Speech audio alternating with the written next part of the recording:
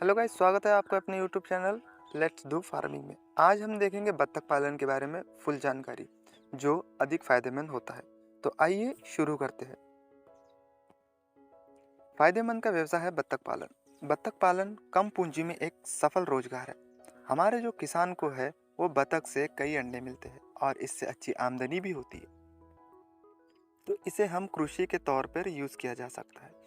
Duck farming यानी कि बत्तख पालन एक आकर्षक कृषि व्यवसाय है। बत्तख के अंडे और मांस से किसानों को खूब आमदनी होती है, ये तो हमने पहले ही बोल चुके हैं। पोल्ट्री व्यवसाय में मुर्गी के बाद बत्तख पालन यानी डक फार्मिंग सबसे अधिक किया जाता है। इसमें मुर्गी पालन से भी ज़्यादा मुनाफा है। जानना चाहोगे कैसे? तो आइए शुरू करते हैं। हम बताएंगे कि आप कैसे बत्तख पालन अधिक मुनाफा कर सकते हैं और ग्रामीण भारत में इसे गंभीरता से क्यों लेना चाहिए। तो आइए शुरू करते हैं। इस वीडियो में आप जानेंगे कि बत्तख पालन के फायदे, आवश्यक जलवायु, आवास की जानकारी, आहार प्रबंधन, उन्नत नस्लें कैसे करें बत्तख पालन की शुरुआत और लागत, कमाई, एक्सपर्ट की सलाह।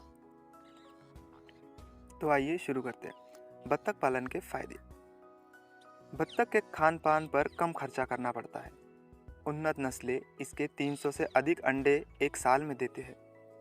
जो बत्तख की अंडे देने की अवधि ज़्यादा होती है और मुर्गियों की तुलना में खान पान पर कम खर्चा करना पड़ता है।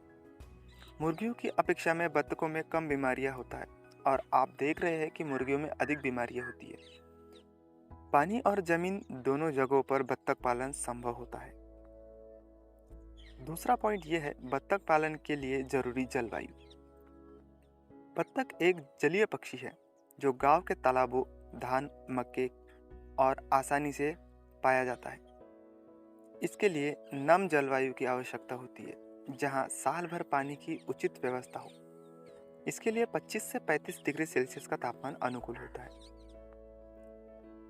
इसकी आवास के जो प्रबंधन है वो देखेंगे हम। शेड बनाने के लिए ऊंचे स्थान की चयन करें। शेड में हल्की धूप और हवा का उचित व्यवस्था हो। शेड के आसपास तालाब या धान की खेत उपलब्ध हो। शेड के पास अधिक पेड़ पौधे नहीं होने चाहिए। रेलवे लाइन के कोलाहल से दूर आवास बनाएं।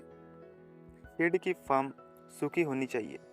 फर्श, इससे गंदगी भी कम होता है और जो स्मेल का प्रॉब्लम है वो बहुत कम हो जाता है। शेड पूर्व और पश्चिम में लंबा और उत्तर दक्षिण की दिशा में चौड़ा होना चाहिए जिससे ज़्यादा से ज़्यादा धूप मिल सके।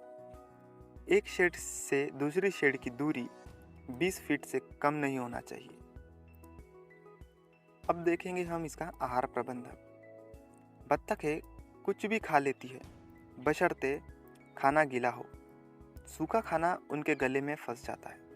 रसोई का कचरा, झूठन, चावल, मक्का, चोकर, घोंगे, मछली का आहार ये बड़े चाव से खाते हैं। नदियों में जो छोटे छोटे कीड़े होते हैं उन्हें खाकर ये आसानी से अपना पेट भर सकते हैं। इसीलिए इनके आहार पर ज़्यादा कुछ खर्चा करना नहीं पड़ता है। बतखों का उचित विकास जो इसके लिए उन्हें 3 स्टेप के आहार में प्रबंधन किया जाता है।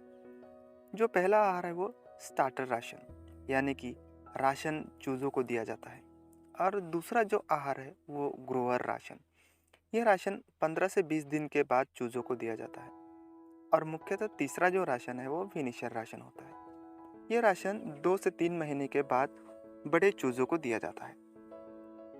अब आइए हम इसके उन्नत नस्लों के बारे में जानकारी लेते हैं। बत्तख की प्रमुख 3 नस्लें होती है, मांस उत्पादन के लिए, अंडा उत्पादन के लिए और दोनों के लिए।